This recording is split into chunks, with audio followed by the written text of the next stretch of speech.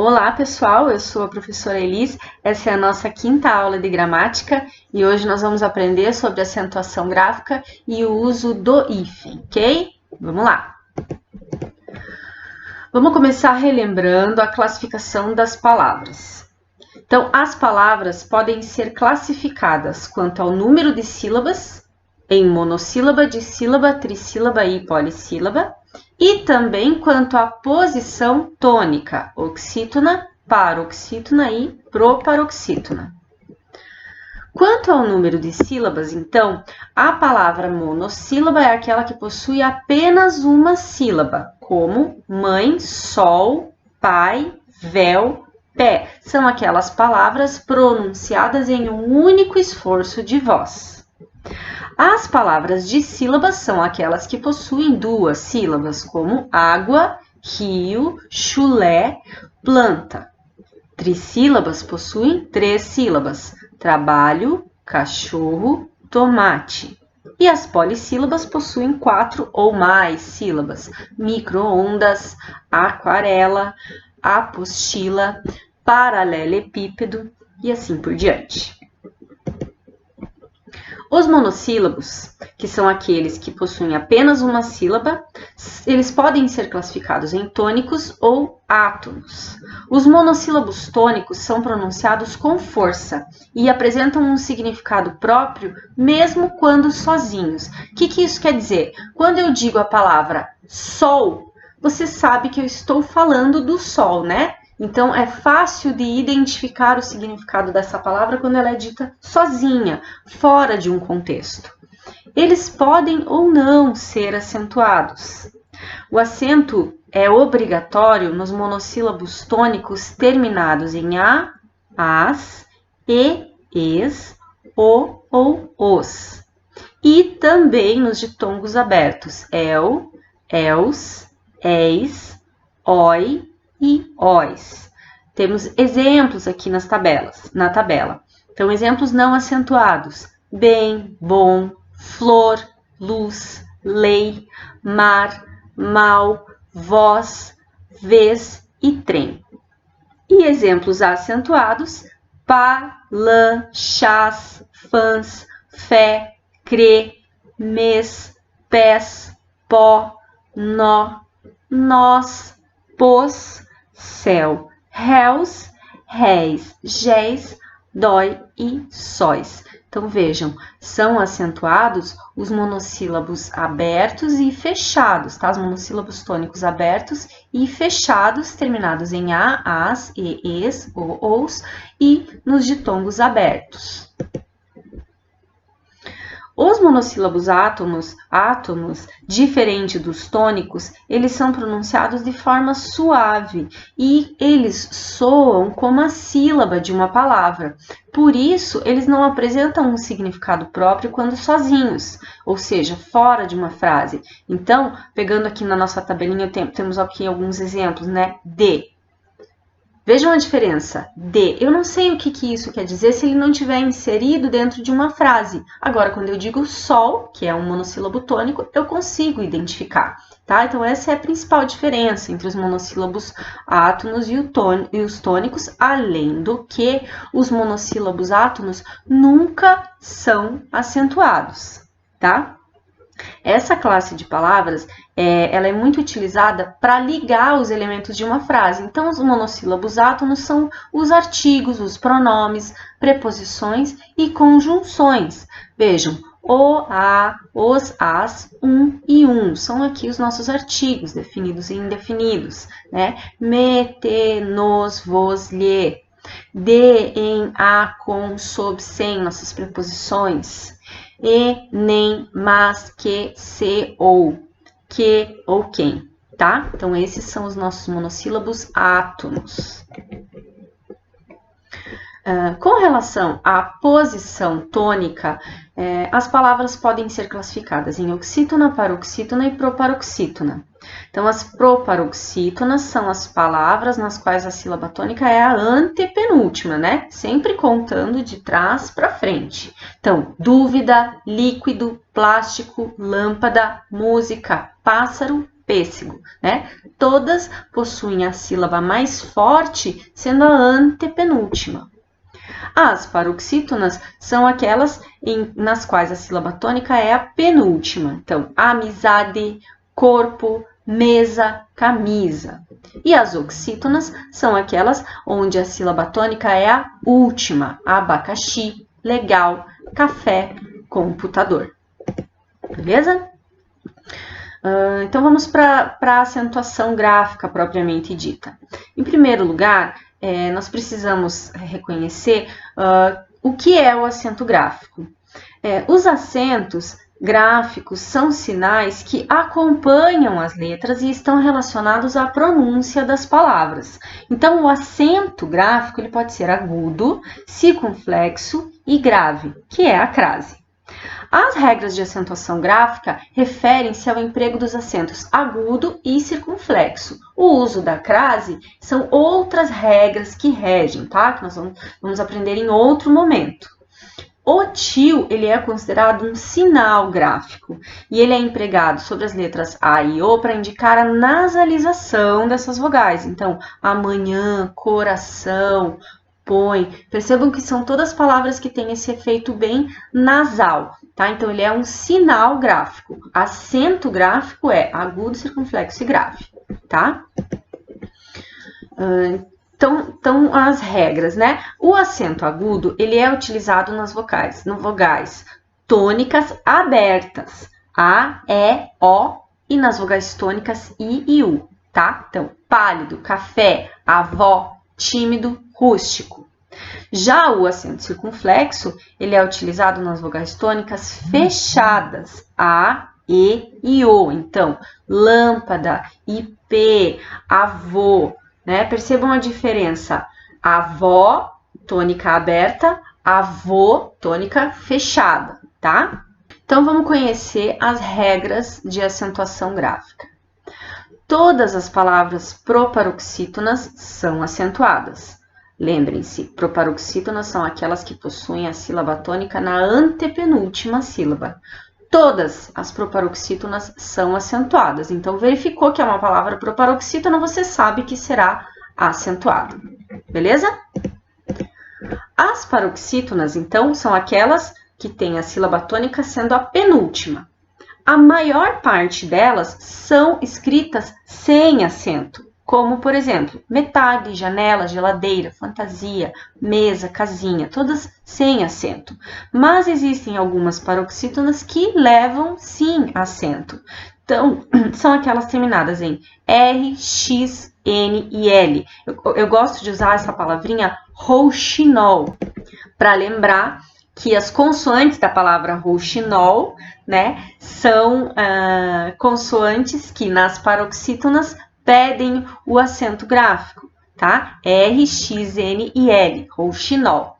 Também são acentuadas as paroxítonas terminadas em PS, an ou ão, uns, ons, us, i, is, ei e eis, tá? Aqui, pessoal, infelizmente, precisamos memorizar, fixar com o uso, fixar na leitura, tá?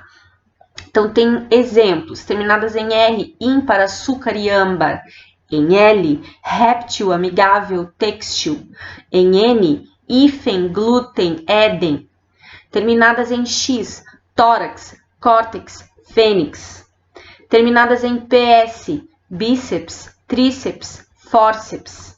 Terminadas em an, órfã, imã. Vejam aqui, não é a presença do tio que nós precisamos avaliar, tá? É a terminação em atil, órfã, mas o que torna essa palavra uma paroxítona é o or, tá? Ela é paroxítona porque ela recebe a sílaba tônica na penúltima, por isso, e por ser terminada em atil, ela recebe o acento agudo.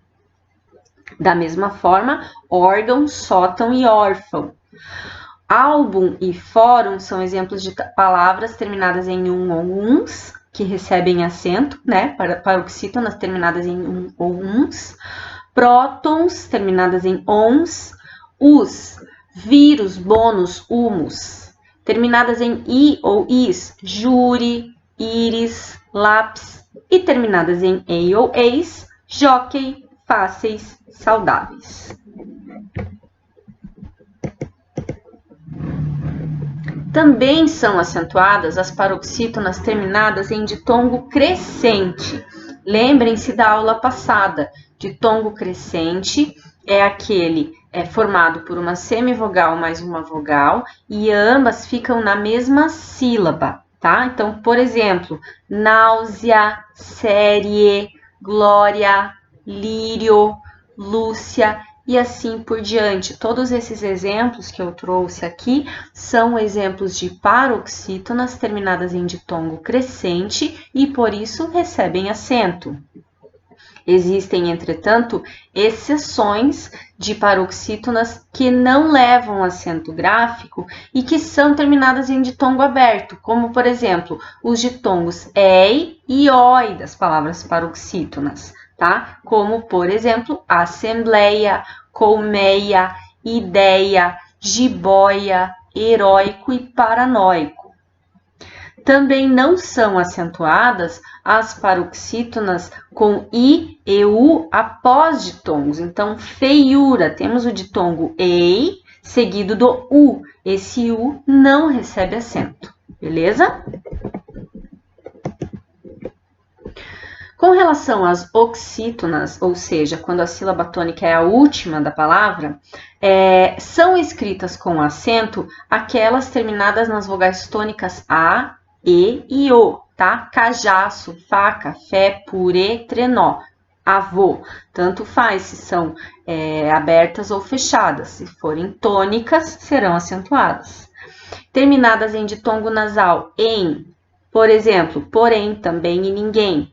E terminadas nos ditongos abertos, oi, el e ei, como, por exemplo, herói, céu, corrói, chapéu e papéis. Os monossílabos tônicos serão acentuados quando forem terminados em a ou as, e ou es, o ou os. Nós já falamos sobre a presença de acento nos monossílabos tônicos, mas como agora estamos falando especificamente das regras de acentuação gráfica, achei por bem retomar. Então, monossílabos tônicos terminados em a, e ou o, tanto no singular quanto no plural, também são acentuados. Regras especiais de acentuação gráfica. Então, são acentuadas a terceira pessoa do plural dos verbos ter e vir. Qual é a terceira pessoa do plural? Eles ou elas, tá? Então, eles têm com acento circunflexo. Elas vêm com acento circunflexo. Também é acentuada a terceira pessoa do singular e do plural de verbos derivados de vir e ter. Então, por exemplo, ele provém, eles provém. Então, no singular, acento agudo. No plural, acento circunflexo. Da mesma forma, ele mantém, eles mantêm. Não são acentuadas a primeira vogal tônica dos hiatos, o e e, como, por exemplo, vou e leem, tá? Não recebem acento. E também não são acentuadas as palavras homógrafas que possuíam acento apenas diferencial. Então, por exemplo, o verbo para e preposição para não recebem acento. O substantivo pelo e a preposição pelo também não recebem acento, exceto as palavras pôde e por, tá? Essas sim recebem. Vamos falar um pouco sobre as regras de uso do hífen. Então, o hífen é também um sinal gráfico e tem como principais funções unir palavras compostas, unir palavras e prefixos, juntar pronomes oblíquos e algumas formas verbais e a separação silábica. Lembrem-se que existem os processos de formação de palavras. As palavras podem ser derivadas através da adição de prefixos ou sufixos, então elas são formadas a partir de um único radical. Por exemplo, temos a palavra escrever, podemos adicionar a ela o prefixo re para formar a palavra reescrever, mas temos um único núcleo de sentido aqui, né? E podemos também formar palavras por composição, que é quando nós pegamos dois radicais e formamos uma única palavra, dois ou mais radicais, e formamos uma única palavra com mais de um núcleo de sentido. Por exemplo, planalto. Planalto é uma palavra formada por composição, porque ela foi formada a partir da palavra plano e da palavra alto. Uniram-se essas palavras por aglutinação e formou-se uma única palavra com dois núcleos de sentido. Ou a palavra erva doce, formada por justa posição, né, que possui dois núcleos de sentido, erva e doce, tá? Muito bem, eu trouxe aqui, então, regras de uso do hífen e do não uso do hífen. Vamos uma a uma. Quando o prefixo termina em vogal e a palavra seguinte se inicia com a mesma vogal, ou seja, duas palavras com vogais repetidas, ao se unirem, recebem hífen, tá? Anti-inflamatório, micro-ônibus, micro-ondas, autoobservação. Temos as vogais repetidas no final da primeira palavra e no início da segunda. Nesse caso, elas recebem hífen. Quando que não se utilizará hífen? Quando os prefixos forem co, re, pro e pre, átonos não tônicos, tá? Não é pró e pré, é pro e pre.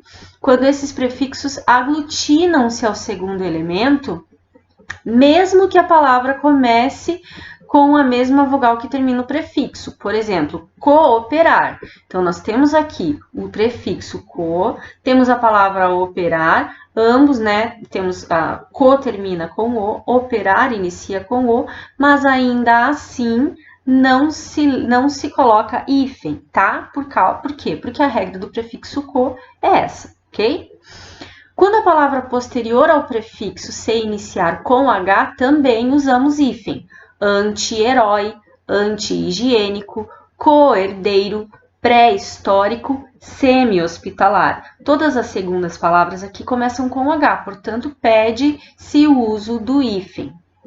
Não se utiliza hífen com os prefixos an, des, in ou re, quando a palavra seguinte perde o H inicial. Então, vejam, desumano, né? A palavra humano perdeu o H. Em inumano é a mesma coisa, perdeu o H. Então, nesse caso, aglutinam-se as palavras e não se usa hífen. Quando o prefixo terminar em consoante e a segunda palavra iniciar com a mesma consoante, também vai hífen. Então, podemos aqui pensar da seguinte maneira: vogais repetidas e consoantes repetidas pedem o uso de hífen, desde que a gente lembre que os prefixos co, re, pro e pre, precedidos de vogal, não pedem hífen, tá? Mas, de forma geral, vogais repetidas e consoantes repetidas pedem o uso de hífen. Com o prefixo sub, diante de palavras iniciadas por R, como sub-região ou sub-reitor, pede-se hífen. Diante dos prefixos além, aquém, bem, ex, pós, recém, sem, vice, viso, pós, pré e pró, vejam aqui a diferença, não é pré e pro, são tônicos, pré e pró. Diante desses prefixos também utiliza-se o hífen, tá? Além mar, aquém oceano, recém-formado, pré-escolar, ex-namorado, beleza? Também utiliza-se hífen com os prefixos circum e pan diante de palavras iniciadas por vogal, M, N ou H. Então, por exemplo, circum adjacente. Adjacente começa com vogal. Diante disso, o prefixo circum pede o hífen. Pan-americano. Americano começa com vogal. Então, o prefixo pan, nesse caso, pede o hífen. Importante lembrarmos também que o prefixo pan necessita de hífen quando o segundo elemento também for iniciado por H, como, por exemplo, pan brasileiro, tá? No caso dos advérbios bem e mal, eles pedem o uso do hífen, tá? Então, vejam, bem-estar, bem-humorado, mal-estar, mal-humorado. No caso do advérbio mal, o hífen será utilizado somente quando a segunda palavra começar por vogal ou H, tá? Bem não. Bem sempre pedirá o uso do hífen, mas mal pede o hífen apenas se a segunda palavra começar por vogal ou H. Vejam, bem, mal estar começa com vogal, mal-humorado começa com H, beleza? Mediante os sufixos de origem tupi-guarani, representados por açu, guaçu, mirim, pede-se também o uso de hífen. Relembrando aqui, prefixos se coloca no início da palavra, sufixos no final, tá? Os sufixos açu, guaçu e mirim pedem hífen. Vejam, capim, açu, cajá, mirim, amoré, guaçu. Beleza? As palavras compostas que não contêm elemento de ligação, palavras que designam espécies botânicas e espécies zoológicas, pedem o uso de hífen. O que é o elemento de ligação? Eu trouxe aqui o exemplo pé de moleque. Qual é o elemento de ligação aqui nessa palavra composta? É a preposição de. Então, palavras que possuem preposição não pedem hífen, exceto se designarem espécies botânicas ou zoológicas. Tá? Então, vejam, bem-te-vi, por exemplo, é uma espécie zoológica, uma espécie de ave. Então, ela pede o uso de hífen. Conta-gotas, guarda-costas e amarelo claro são exemplos de palavras compostas sem elementos de ligação e que, portanto, pedem o uso de hífen. E, por fim, em casos de ênclise ou mesóclise, deve-se também utilizar o hífen. Lembrando aqui, ênclise, mesóclise, próclise são colocações pronominais, o local onde se coloca o pronome, tá? Então, telefonei-lhe. Aqui temos um caso de ênclise, tá? Colocação pronominal no final da palavra. Então, pede-se o uso de hífen. Convidar-te-ia é um caso de mesóclise, onde também deve-se utilizar o hífen, beleza? E para finalizar, casos onde não se usa hífen. Quando que não se usa hífen? Quando o elemento inicial for terminado em vogal e o posterior for iniciado por uma vogal diferente da vogal final da primeira palavra. Então, lembrando, a regra de quando se usa hífen, quando temos vogais iguais. Vogais diferentes, não usa-se hífen. E também quando for terminado o primeiro elemento terminar em vogal e o segundo iniciar por uma consoante, desde que não seja R ou S. Porque se for R ou S, nós caímos para a nossa segunda regra. Quando for terminado em primeiro vogal, o primeiro elemento for terminado em vogal e o segundo iniciar por R ou S, vai duplicar-se a consoante. Então, autorretrato, contra-regra e mini-saia são exemplos em que o primeiro elemento termina em vogal e o segundo se inicia por R ou S. Então, nesses casos, duplica-se a consoante, tá? Se for terminado em vogal e iniciado por uma consoante que não seja R ou S, aglutina-se a palavra e não utiliza-se o hífen, beleza? Palavras formadas com o elemento inicial sendo não e o segundo elemento iniciado por qualquer letra, não vai hífen, como, por exemplo, não poluente, não agressão. Palavras que perderam a noção de composição com o tempo, com o uso, tá? Como, por exemplo, girassol, manda-chuva, paraquedas, pontapé. São palavras que perderam a noção de formação por composição com o tempo, então elas não perdem o uso do hífen, exceto palavras como para-raios e para-lamas, por exemplo, que são formadas com o primeiro elemento sendo uma forma verbal, e nesse caso pede-se o uso do hífen.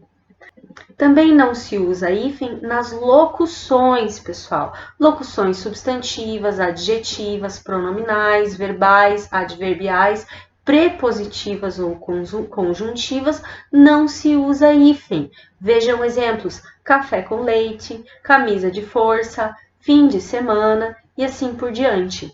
Exceções são palavras como lua de mel, água de colônia e cor de rosa, que são formas que já foram consagradas com hífen pelo uso, tá? Então, nesses casos, aceita-se, admite-se o uso do hífen. Mas, em geral, locuções não se usa hífen. Certo, pessoal? Com isso, nós terminamos a nossa aula de hoje. Nós nos vemos na próxima. Até mais!